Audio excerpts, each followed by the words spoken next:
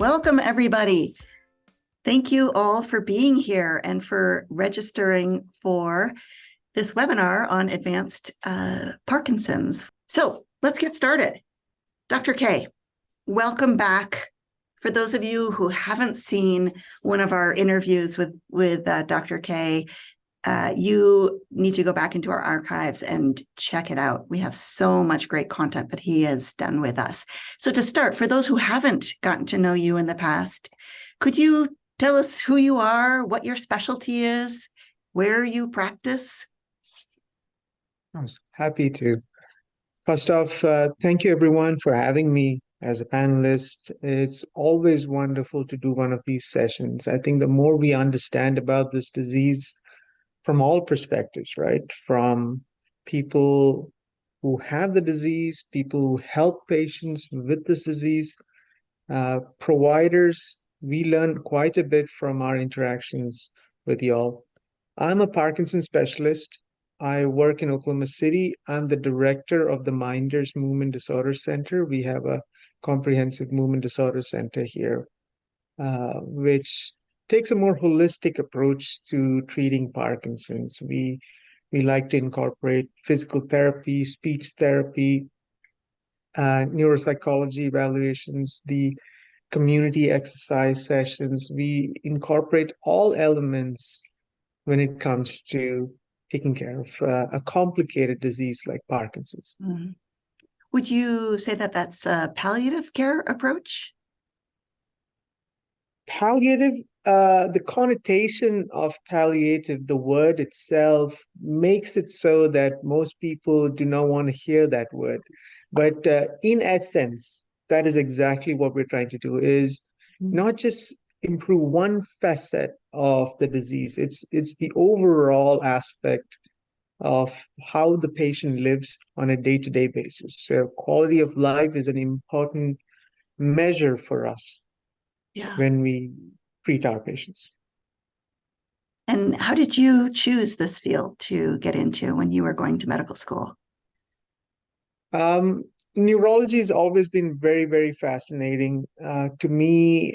We've had family members who've had pretty complicated or severe neurological dysfunction, including movement disorders. Mm-hmm.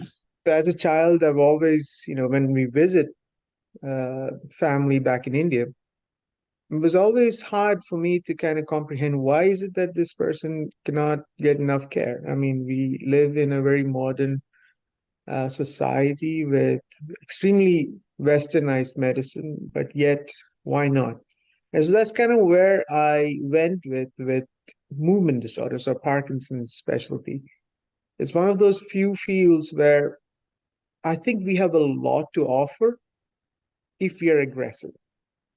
And the key is, I think that's where we're changing, as well as a whole community of providers within the neurology spaces. The aggressive way of managing Parkinson's. And so I felt like that was a field where I could really shine and do a lot of things which I love to do. Wonderful. Well, thank you for choosing that field and for sharing your extensive knowledge with us. When you think about your practice, can you tell us what percentage of your time are you teaching? What percentage are you seeing patients, and are you doing any research? We do all three. Okay. We're primarily an extremely busy clinic or a center. Mm-hmm. We have almost 4,000 patients. Wow. And we manage this as a team. We have multiple providers. Mm-hmm. We do research, especially for more rare disease states, other than Parkinson's currently. We are also a surgical site, so meaning we do deep brain stimulation, we do advanced injections, so botulinum injections are offered for Parkinson's patients. So, and of course, teaching. I teach probably, I would say, a quarter of my time in a week is spent teaching. Great. Well, let's dive into the topic that we're here to talk about today. Thank you for helping us understand where you're coming from and your deep experience and passion for this community. So the topic we are here today to talk about is really understanding advanced Parkinson's. As we dive into that, can you help us sort of define or understand what is the term advanced Parkinson's? What does that mean to you as a clinician and to our audience? Advanced Parkinson's disease is such a controversial term.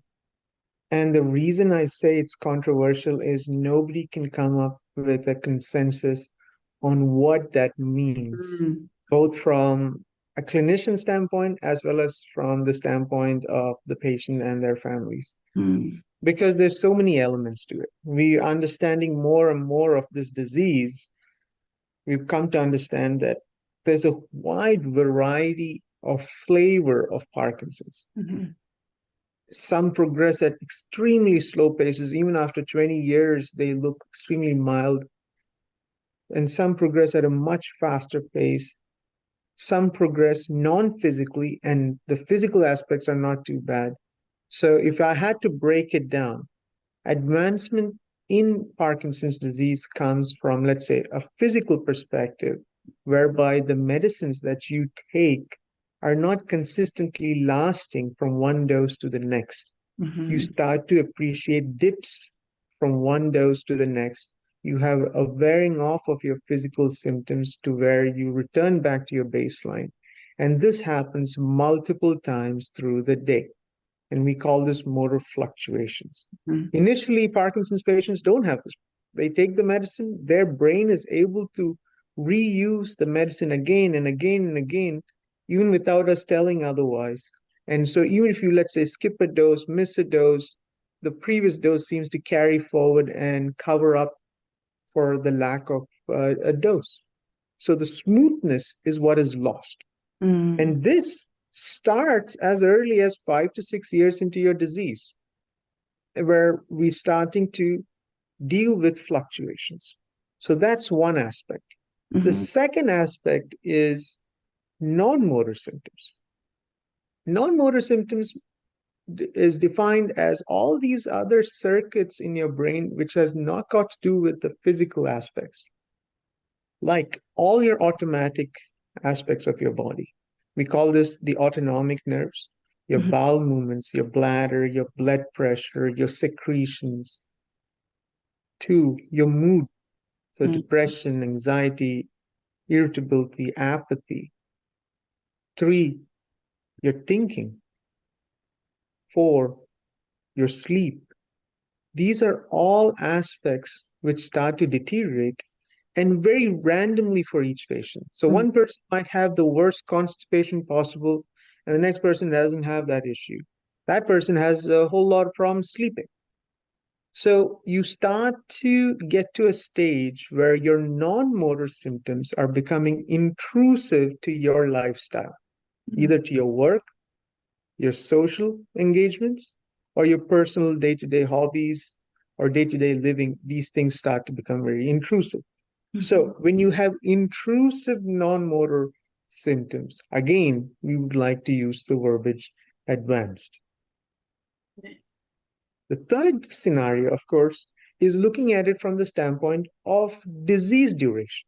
Again, a lot of us from a clinical perspective or research perspective look at the disease duration, the number of years you've experienced a disease. And so if you've gone like 10 plus years with the disease, then we start to use the verbiage advanced Parkinson's disease. Again, this goes back and forth on the timeline, but this is one of the traditional ways in which we consider it advanced. And then finally, one of those non-motor symptoms takes a much bigger toll as the years go by, which is cognition, Yeah. thinking. Meaning, eventually, if you live long enough with the disease, most Parkinson's patients can get a dementia or Parkinson's disease dementia. So when you start to get into dementia with Parkinson's, there too we use the verbiage advancement. Mm, So physical, non-physical aspects, which is your non-motor symptoms, start to get intrusive. Three, the disease duration. Four, once dementia starts to kick in. Now, we can break advanced Parkinson's disease into several segments: advancement in motor, advancement in non-motor, and also to the end stage, where we like to use the verbiage palliative uh, stage of the disease, where that's typically where you have so much of multiple different systems being affected, and the motor symptoms are not very well controlled at all with our standard medications. That's sort of the stage where we invoke the term palliative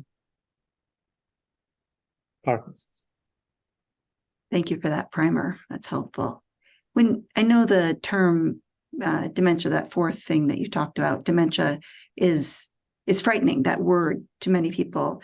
Can you describe a little bit about percentages and what dementia really means when you're talking about advancing Parkinson's? There's always some element of cognitive dysfunction, even when you first start the disease. That's not what we define as dementia. So a Mm. lot of people are inadvertently, afraid to bring this up because it might be like they're endorsing that they've taken a milestone or a step forward. Searching for your words as you speak. You can't, that fluency is not there, the flow is not there.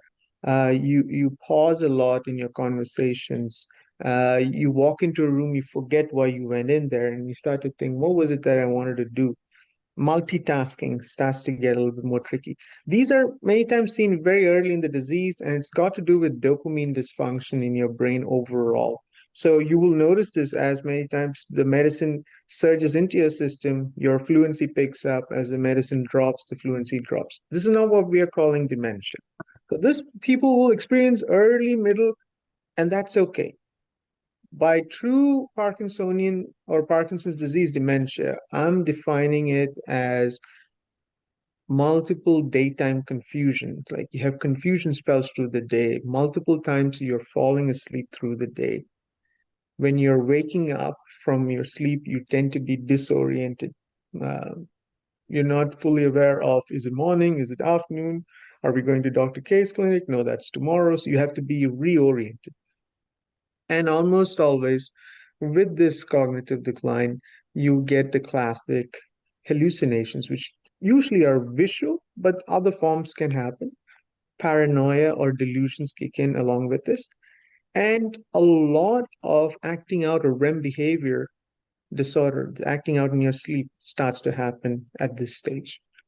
Typically, if let's say a person's getting this in their 60s or 70s, I'm expecting Parkinson's disease dementia to be in the 13, 14, 15, or even later down the road. So it's a very long disease, and we're talking about the lag end of the disease where we're starting to catch this flavor of dementia.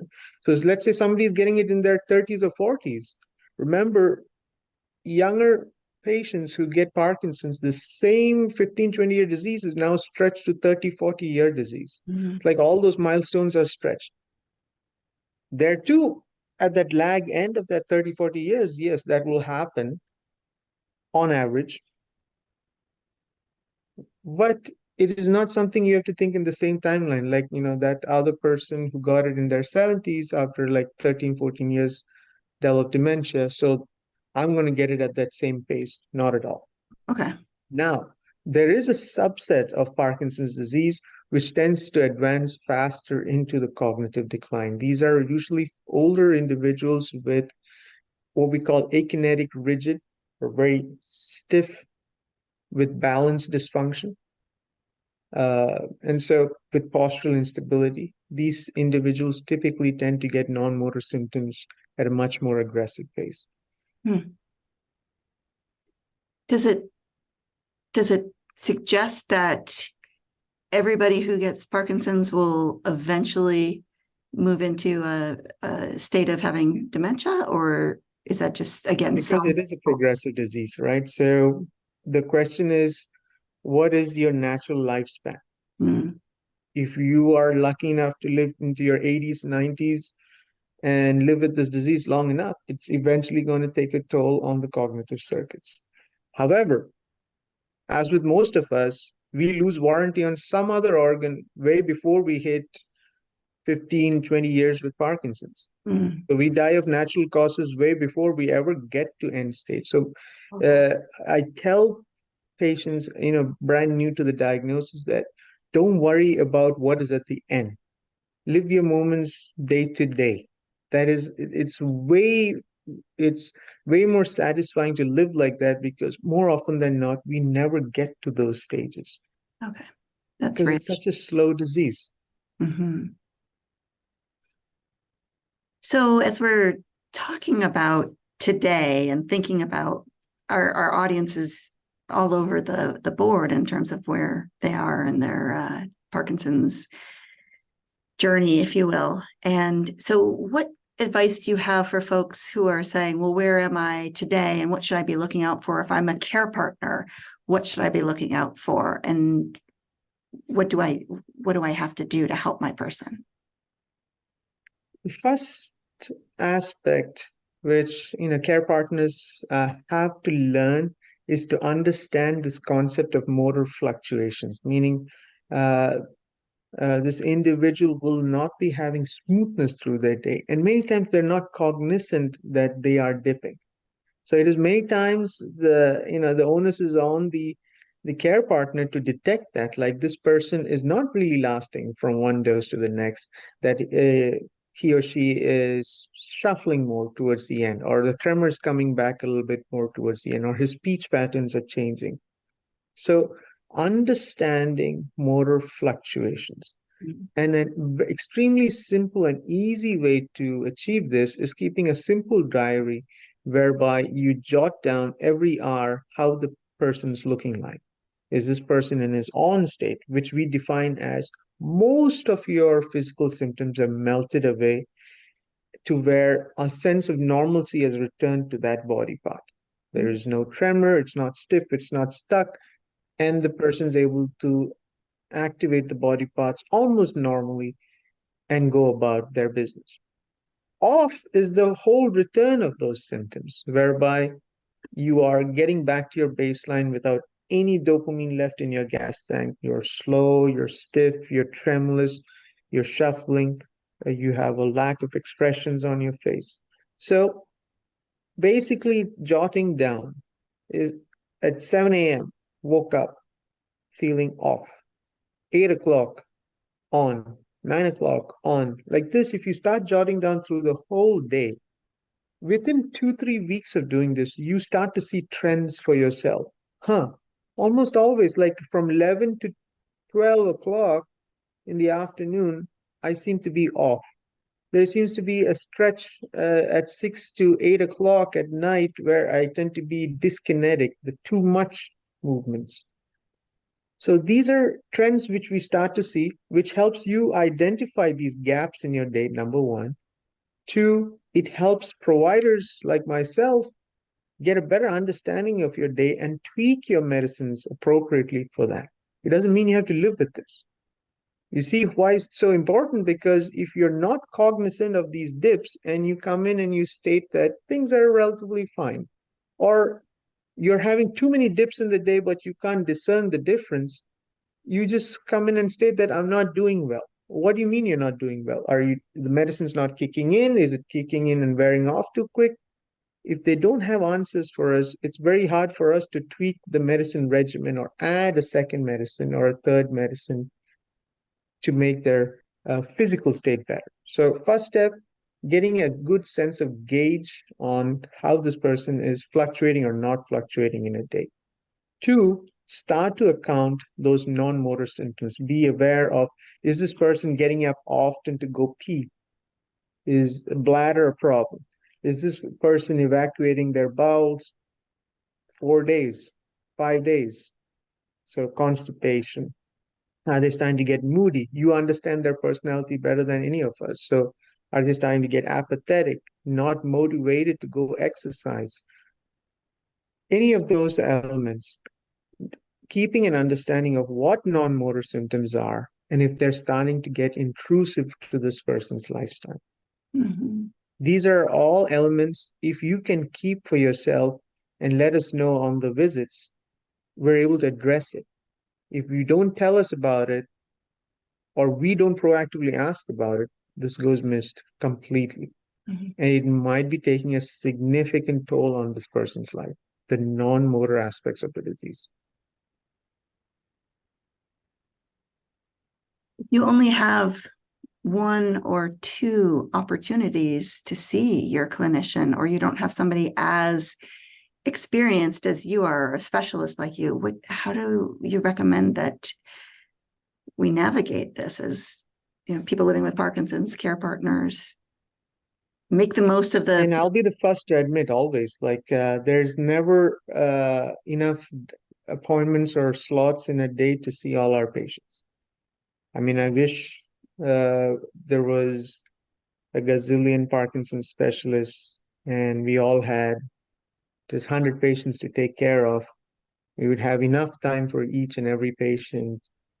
Uh, the way we structure this in our clinic is at least patients need to be seen 3 times a year minimum, if not 4 or more, based on whether they get procedures, etc.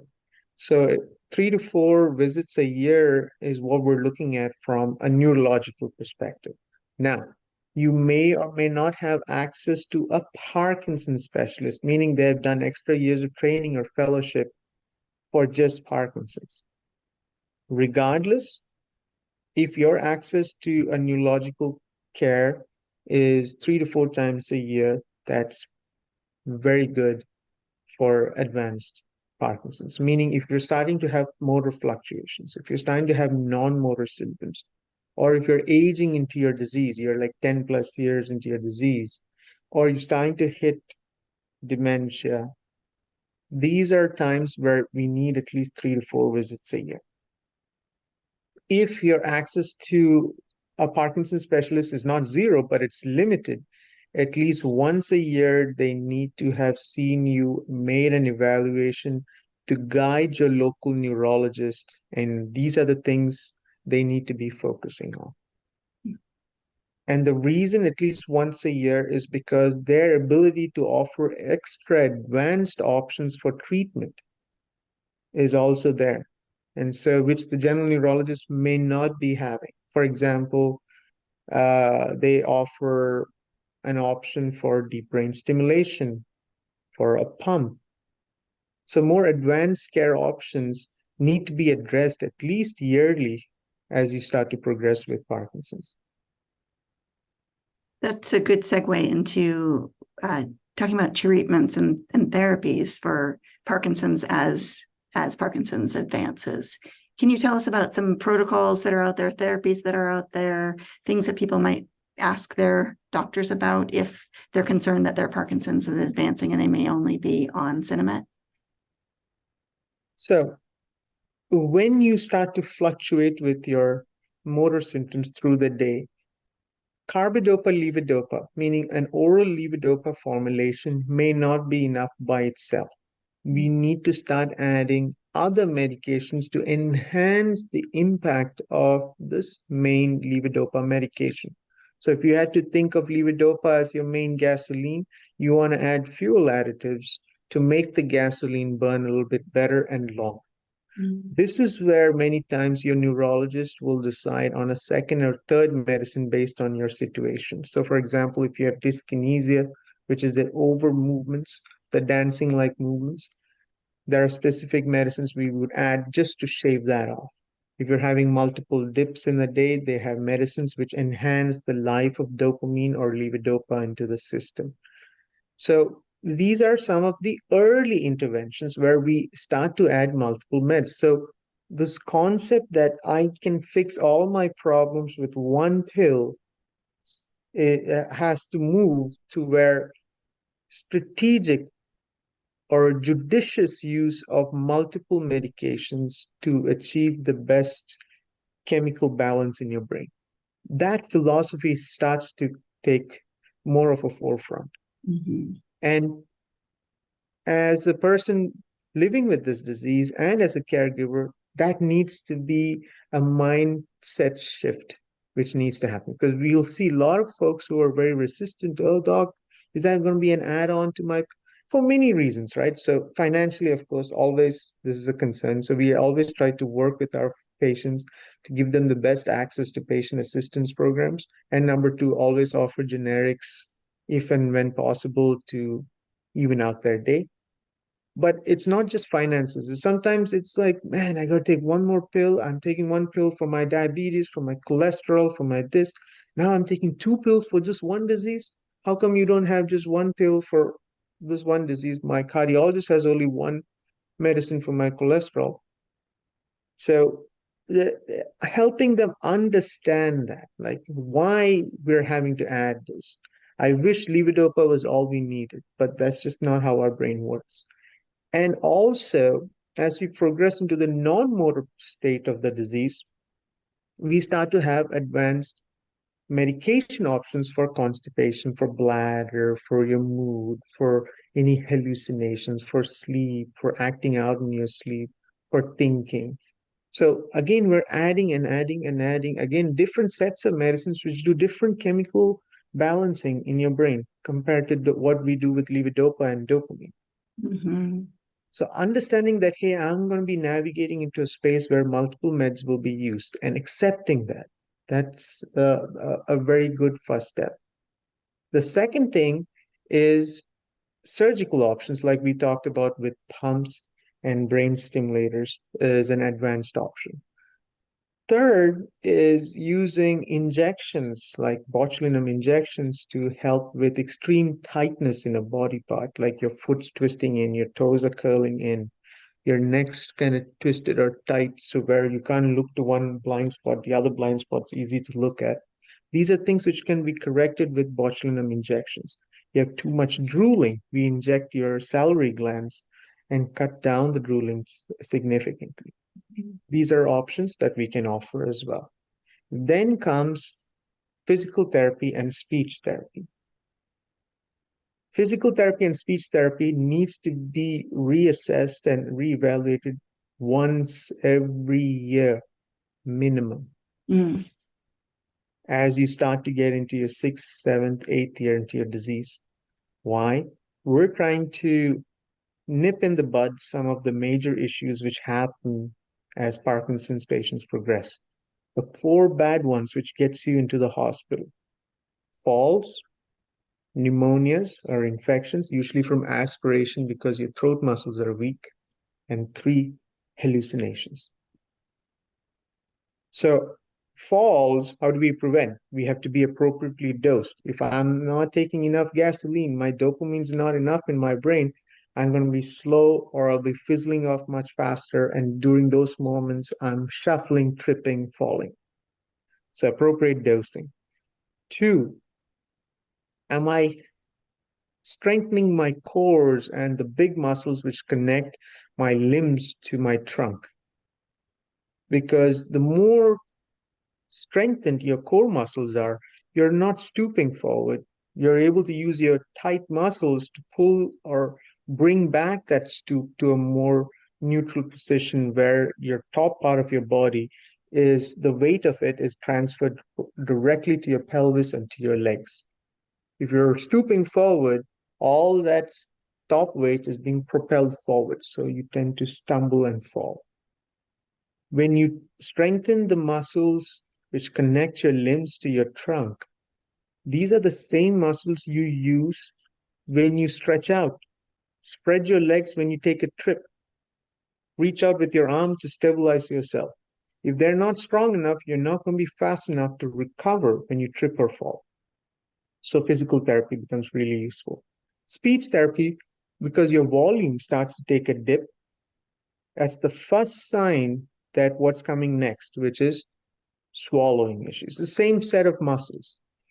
So the initial warning sign is that your voice is dipping. So if care partners are able to detect this, like people are constantly asking this person, speak louder on the phone, or you're constantly repeating questions to this individual, that's when you start to realize this person is not speaking loud enough. They're trailing off towards the end of their sentence.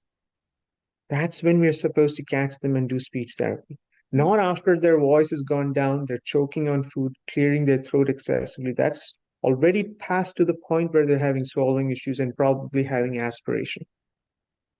Because we want to keep those throat muscles strong enough to where you're not accidentally aspirating your drool in the middle of the night when you're sleeping, silent aspirations. Two, when we're eating, drinking, accidentally some of it is trickling down the wrong pipe. These are things we're trying to prevent because all of that carries bacteria from your throat to your lungs, and we get multiple pneumonias. So PT and speech therapy. So even if you don't have access to a movement specialist, request that from your neurologist proactively. Hey, doc, he's not had physical therapy since March of last year. Can we have a repeat assessment and see if there's something we can tweak or improve? Because not always meds, right? You have your muscles to help you compensate. Mm-hmm. So that's very useful to have. Actively seek out the third step is actively seek out community engagement where people are congregating together to learn about the disease, exercise together. It's usually support groups. Why is this so useful?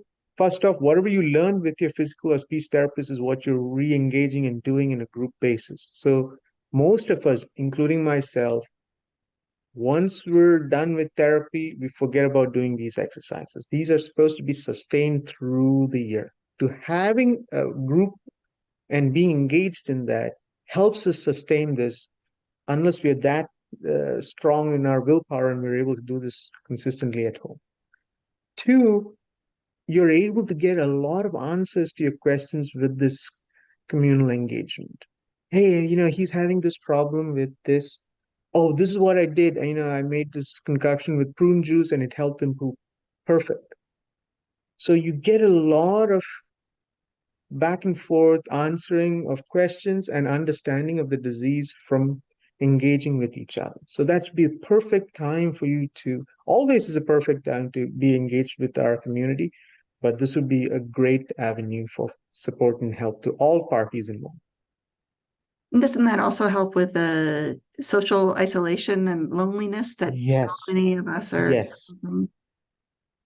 very much so. Especially with the pandemic, we saw this, right? So we have data in the other big disease, which happens as we age, Alzheimer's, that social isolation has significant impact on cognitive progression. Like, so meaning your decline cognitively enhances dramatically if you are socially isolated without any engagement. Your cognitive decline enhances significantly if you can't hear. So this is what we tell proactively to everyone. If you have hearing issues, make sure you're wearing hearing aids because that helps quite a bit. So these are things we're kind of stealing from the Alzheimer's space and incorporating in the Parkinson space. But we saw this dramatically with the pandemic. A lot of our patients felt like they were going downhill because there's no engagement. They're sitting at home. They're going to be physically declined because they're not moving. They're not active. Two, because of the small circle of people they get to be involved with, cognitively too, things start to go downhill. And then the social isolation without any mention, psychiatric, psychological impact, the anxiety, the depression, it hits harder. So when you're out there with our community, you don't feel that because you feel like there's a whole army of people around you who are either going through what you're going through. There's help, support, all of that. So from a psychological framework standpoint too, you're in a much better space when you have a group of people to work with on a weekly basis. You mentioned the three things that people end up in the hospital for, and you touched on falls and Infections like aspiration, aspiration pneumonia or aspirational bronchitis pneumonia, and the third you mentioned and was hallucinations. hallucinations. Tell me a little bit more about the hallucinations part and what we should be aware of. Nobody suddenly starts to hallucinate the real crazy stuff. That's just not how it works. Just like nobody suddenly becomes full-scale Parkinson's, right? I mean, they start off with a little tremor in that one pinky, and then it starts to gradually increase. It's the same way with hallucinations. They're extremely subtle and almost misleading because you assume it's something else. It's usually visual where people start to feel vague shadow-like movements along the edges of their vision, especially in dim lighting, like towards the end of the day, evening time, they're watching TV, they feel like something moved. It's almost like a car went by on the side window, you saw a car going, or did the dog just run across? Or the feeling like people are standing behind you or adjacent to you. These are some of the stuff which starts to happen inconsistently and then becomes more and more consistent through the day. Usually, evenings being the times where this is most active. Or, Other forms of hallucinations can happen too, like hearing. And again, it's very subtle stuff like your name being called, vaguely music or insects buzzing, vague visual distortions of lines on the floor kind of moving. These are the subtle ways in which it manifests. It takes 2, 3 years from that point to evolve into something more vivid or well formed to where you're almost catching somebody there. So our aim is to be cognizant of the start of these symptoms so that we know when to intervene. We do not want to intervene when all of a sudden the hallucinations are real bad and the person has to be hospitalized. So that's our aim, right? We're trying to prevent the hospitalization. So meaning we have to catch this at least 2, 3 years before, keep tabs, and also choose wisely the set of medications I'm needing for their bladder or for their physical performance, because some of those medicines can activate or trigger the hallucinations. So if we're not aware of this, we might accidentally trigger or bloom it out more than what is intended by choosing the wrong set of medicines. So this is why it's so important to keep tabs on this and acknowledge them.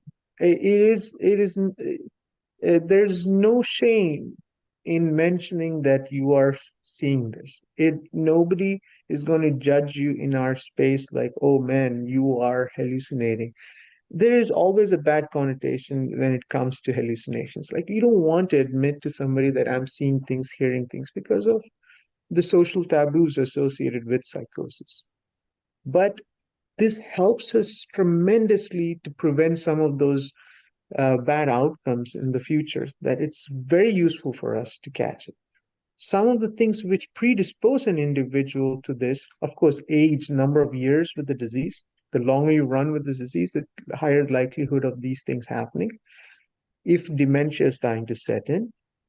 And three, if one of your sensory systems has already been damaged, those sensory systems are more susceptible to these tricks, these illusions, these subtle hallucinations. So if you have vision problems, you have retina problems, cataract problems, you wear thick glasses, you're more predisposed to those visual distortions first. If you have hearing issues, you're going to be more predisposed to some of those auditory hallucinations. You have neuropathy in your fingers and tips, the sensory stuff like ants crawling on you, you're going to feel that more. That's just the nature of how the disease picks on those sensory systems which are already damaged. hmm. So you've mentioned the things you can do for those 3 hospitalization risks. So you mentioned physical therapy, because I see some questions in the chat. Physical therapy for falls, prevent falls. Speech And therapy. gait retraining. I want to just state falls and gait retraining, because a lot of patients, once they've taken 2, 3 falls, become extremely cautious and they keep their arms apart, legs a little bit more wide based, and take very short steps, kind of like you're walking on ice, just to prevent that one more fall. And so you start to develop a cautious gait pattern. So we help them get retrained into a more appropriate gait. And also gait training, retraining involves many times using an assisted device. So when the therapist assesses the patient and they see that this person has a separate balance problem, along with their shuffling, they have to recommend the most appropriate assistive device. Like, is it going to be a cane with 4 prongs? Is it going to be a walker with brakes, without brakes, whatever it is, and then train them to how appropriately to use it. Because what happens is most of us will inherit the walker from my grandma, my mom, and now I'm using it. It might not be appropriate for you. You don't know how to use it right. You're just carrying and walking with it. There's so many people that we see who use their assistive devices wrongly. So that's why gait retraining and core strengthening. Weekly, I'd love to say daily, but daily exercises, simple regimens which improve your cores. Like our therapists like to say, if you can just stand up 10 times every hour on the hour, clock chimes 10 o'clock, you get up 10 times. Ideally without using your hands, but if you have balance issues, push off with your hand. And now 11 o'clock, again, same thing. Go back to doing what you were after standing up 10 times. This activates your thighs, your buttocks, and your lower back. Within 2-3 weeks of doing this, for as long as you can remember through the day, if you did this, you will notice that you're more taut in your trunk, lower trunk, and you're more upright. You're not so stooped. Simple exercise. Don't get overly complicated. Don't try to do 1 hour sessions. Do very simplistic ways. I like to tell folks who've never exercised for the last 20 years, start off with 5 minutes of exercise. Don't even break a sweat. 5 minutes, that's all I want from you. Just go do whatever it is that you're doing, light weights, something, 5 minutes, and then go back to drinking your coffee, watch TV, I don't care. After 3 months, make it 10 minutes. Mm. So it'll start to feel like it's a joke. It feels easy on my system. Don't start off with 30-minute, 1 hour sessions because you're going to burn out. So this is very, very important. Daily or weekly exercising, either as part of a group community or by yourself. Therapy assessment at least once a year. Then you have the speech component. Again, the same thing. Speech therapist assesses you once a year at least to make sure you're not swallowing problems or the volume issue. Practice those exercises daily to weekly. Weekly, either as part of your community engagement. Daily would be, it's hard, right? I mean, how do we do these volume exercises in your home, especially if other people are staying there? It sounds like you're screaming. I tell folks, incorporate that to your daily life. If you drive to buy groceries, sing loudly to nobody's hearing you. Nobody cares how you sing, but just sing loudly as to the music. Or two, if you read your scriptures every day, pick a verse to read out aloud. Like you're practicing your enunciations, your volume with just one verse. Or if you have a book or a magazine that you read, just one paragraph. Mm-hmm. Read it out loud, and then the rest you're good. So just slowly incorporate daily routines. Those sustain long. And then noticing and talking about hallucinations is the third thing. Early. It's good to catch it early. Somebody asks, why would somebody need to be hospitalized for hallucinations? Because let's say when it starts, for what would flare up hallucinations? Inadvertently taking too much of levodopa or dopamine. There are certain Parkinson's medicines which activate it, non-Parkinson's meds too, like bladder medications. They can activate hallucinations. So when we give too much of a medication, or number two, infections. Anytime you get an infection, especially a UTI, urinary tract infections, it will precipitate or activate your hallucinations. Three, any disturbances in salt levels, like so you're dehydrated, it's this hot sunny day, you sweated a lot, lost a lot of salt. These are all situations where you can activate your hallucinations. And then finally, any procedure which involves anesthesia. If we didn't know you were having subtle hallucinations, and then you go in for a day surgery procedure, that gets prolonged into a 3-day hospital visit.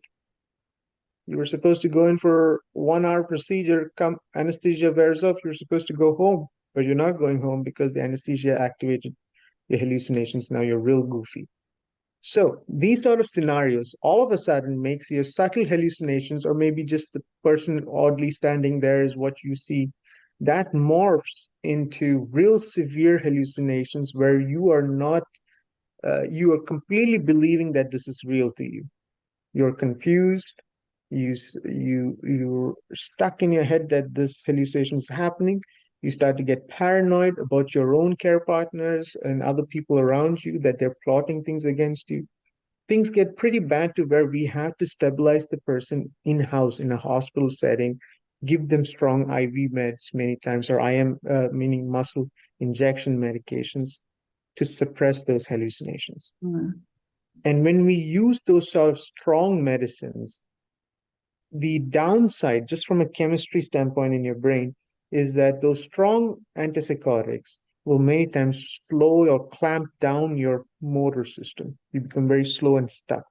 So you can't move well, you're stuck. So when you do 2-3 days of strong medications where you're stuck and slow sitting in a bed, your muscles decondition dramatically. Mm. For any reason, if you're lying in a bed for 3-4 days, if you don't use your muscles, they decondition. So if you have hospitalization, which is happening because you're confused or having severe hallucinations, the medicines that we use to clamp you down many times will slow your system down. You're lying in a bed, you will decondition. And what happens? When you come out, it's like you took a stepwise decline. You were here, it's not even a gradual, it's like 5 days later, now you're here. You're more stooped, you're more stuck, you're more tremulous. And that happens because of that lack of mobility when you're hospitalized. So we want to prevent that.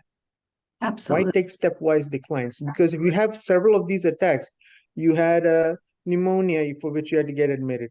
You fell and busted your kneecap and you had to be hospitalized. You had a hallucination with the surgery for your kneecap fracture, whatever it was, that leads to another prolonged stay.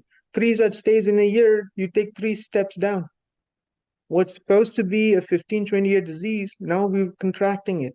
Mm. We're getting to the more advanced stages more faster than what was intended.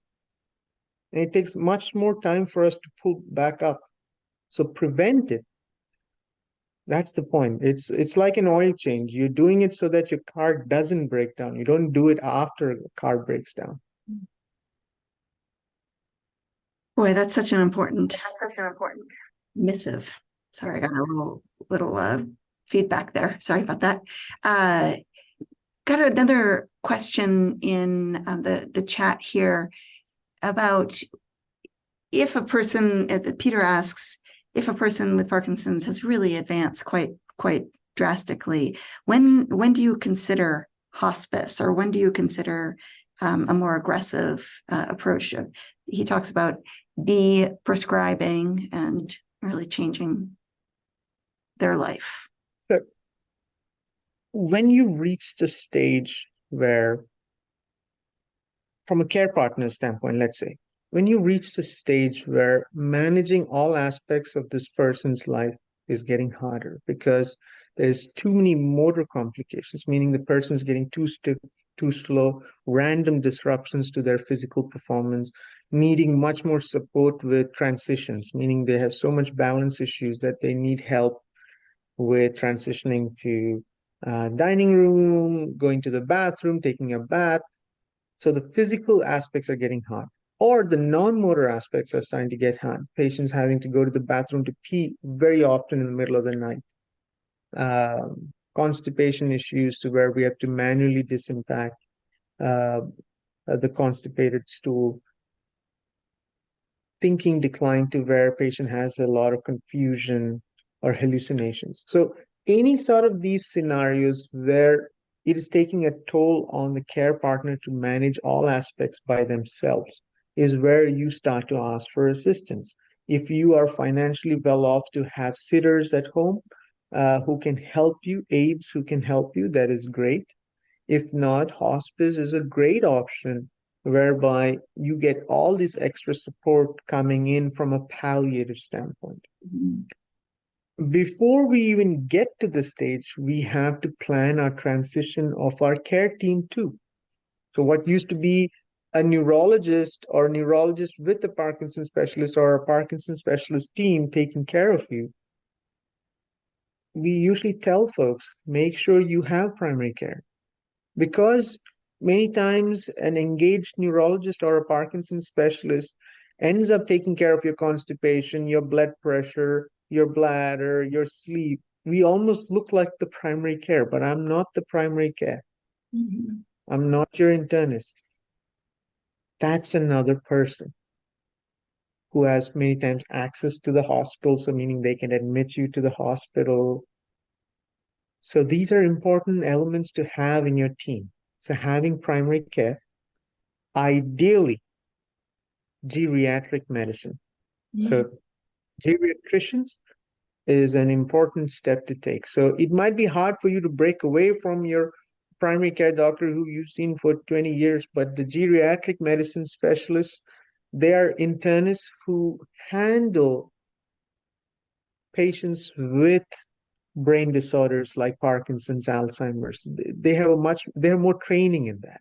Mhm. So our clinics or centers have resources like social work, psychologists, psychiatrists to kind of incorporate care too. So you start to become more uh, accepting that you will need multiple people to manage this Parkinson's. You will need gastroenterologists sometimes. You might need a urologist for your bladder problems. You might need an orthopedician for your hip and knee problems. You need a neurologist. You need a geriatrician, a psychiatrist, so or a geriatric psychiatrist, usually part of a geriatrics team. Why is that so useful? Because remember, number three cause of admissions to hospital is hallucinations. If you had a psychiatrist on board or a geriatric psychiatrist on board, they have hospital privileges. They're the same docs who are going to admit you and take care of your care. The transition of care is so easy. It's the same person admitting you to, they might have a psych floor where they manage patients with hallucinations or cognitive disturbances. So those are all important elements. So having multiple providers for those sort of care Mhm. early enough so that when you step into this zone, you have already the backup that you need. Because a lot of our patients many times join our systems in the last minute, like they move states to be closer to their children because they're advancing in their disease or being taken care of by another practice setup. We get patients who are slightly unprepared, and they're the ones who have the extreme frustrations towards the end, to the last stages of the disease, because they're they're overwhelmed by, okay, I'm not getting all the support I can get from my primary care because that's not their role. You need to have a psychiatrist, you need to have that gastroenterologist. These are all elements that have to come in together.